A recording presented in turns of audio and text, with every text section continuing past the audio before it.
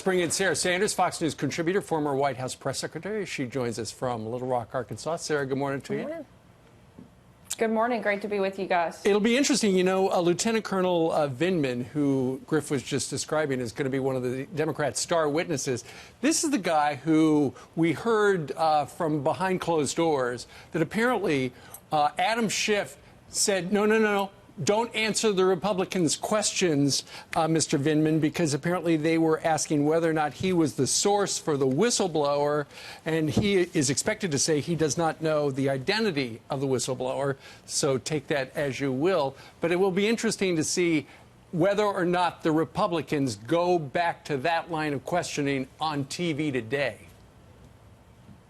I think it's very possible and certainly likely that they'll ask that. But I think at the end of the day, none of this matters because it's a huge waste of time. The president has already released the transcripts of the calls that he's had, not just one transcript, but two. And all of America can read for themselves that there was no wrongdoing. There was nothing that took place on these calls that has caused for all of the charade that we're going through. But it's still happening, and you're addressing not Republicans, but moderates and independents with this election coming up. And let me ask you, Sarah, Steve Bannon said a couple of days ago that he knows who the whistleblower is, and he recommended him be removed. Do you think you know? And if in a situation like that, did you get a sense when someone was not on board with the Trump team? There were certainly moments, I think, of people that you didn't feel like were there for the country's best interests and that maybe weren't there to implement the president's agenda. Let's not forget the only people elected to anything were Donald Trump and Mike Pence. The rest of the people that work at the White House serve at the pleasure of the president, and they're there to help implement his agenda, his policy. If they're not on board with that, they shouldn't be there. And I think that anybody that felt like they didn't agree with this president, they should make the decision to leave and go find a job doing something else. I don't think it matters who the whistleblower is. I think we know that the person was motivated politically. They certainly sound like they coordinated with Adam Schiff, and I think that tells us everything we need to know about what a sham this entire process is. The big contrast here is that the president is continuing to actually focus on getting things done while the Democrats spend all of their time wasting America's time on this ridiculous impeachment scandal. The big questions I'd love to see asked is, Nancy Pelosi, are you going to bring USMCA to the floor? Why is no one in the media asking questions that actually will matter and have real impact? In a few weeks, I think this entire impeachment sham are going to go away. No one is paying attention to it now. Certainly no one's going to care about it in a couple weeks, but they do care about what is getting done in Congress. And so far, the Democrats are making sure that's very little. And I think it's time for them to quit trying to destroy the president and actually get something done. We have a few days left for USMCA to get finished, and I think Nancy Pelosi needs to focus on helping American jobs and American workers and bring that to the floor because it's a great trade deal and it's something that needs to happen. Yeah, that's the message the president keeps saying at all of these rallies, that they're doing nothing.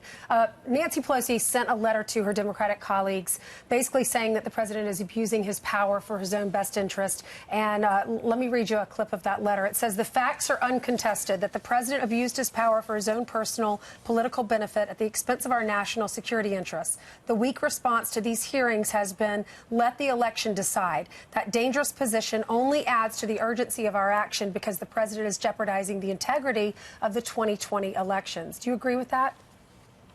Not at all. I think the only people that are jeopardizing the integrity of the elections are the people that refuse to accept the results. And that's been the Democrats. That's been the liberal media. They've hated this president since he first started running, and they are so focused on taking him down, and they are so angry that they got it wrong in 2016 that they refuse to let that stand. And they're, I think, hurting the 2020 election process, but hurting it for themselves, because I think that this whole sham process is doing nothing but helping propel the president. His favorability is high. His fundraising is breaking records day after day. The president's doing great. The country's doing better under this president, and people know that. And the Democrats have no policy, no winning message message. The only thing they can do is spend their time attacking the president. If anybody's jeopardizing the election and the integrity of the process, it's the people that refuse to accept the results. Well, and you know that this impeachment inquiry, which we continue to watch today, and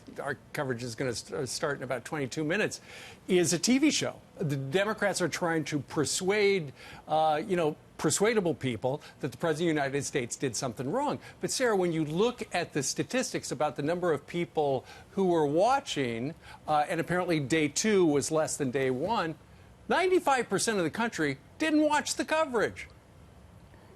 I was going to say, if this is a TV show, it should be canceled because no one cares. No one is paying attention because it is such a waste of time. And they know at the end of the day, this is going nowhere. So far, their big star witnesses didn't witness anything. Most of them have never even met the president.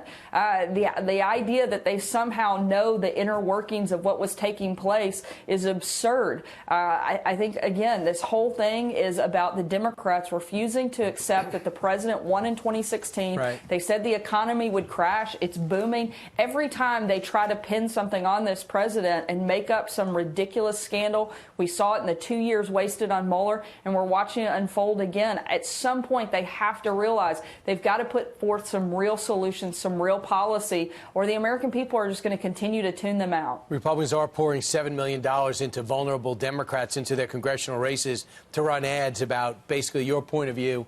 That is a waste of time. So we'll see how some of those lawmakers respond to that, if they're going to be vulnerable, if they're still going to acquiesce to Nancy Pelosi. Sarah, thanks so much. Thanks, Sarah. Thank you. Great to be with you. Good to see you.